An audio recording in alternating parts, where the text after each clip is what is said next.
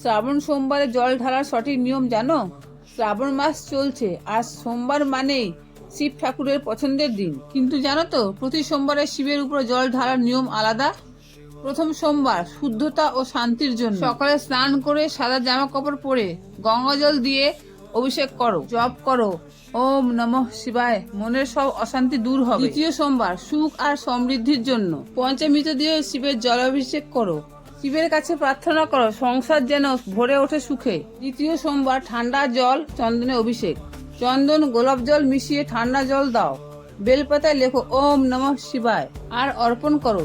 শিব রেগে থাকেন না, ঠান্ডা থাকেন। চতুর্থ সোমবার সংকল্প পূরণের দিন, একাগ্র হয়ে শিবলিঙ্গে দুধ আর গঙ্গা জল ঢালো, মন্ত্র পাঠ করো। ॐ त्र्यम्बकं यजामहे सुगन्धिं पुष्टिवर्धनम् उर्वारुकमिव वन्दनान् मृत्युर्मोक्षीय इमामृता। শিব ঠাকুর তোমার ইচ্ছা পূরণ করবেন। এবার থেকে শুধু জল ঢালবে না, নিয়ম মেনে পূজা করো, ফল পাবেই।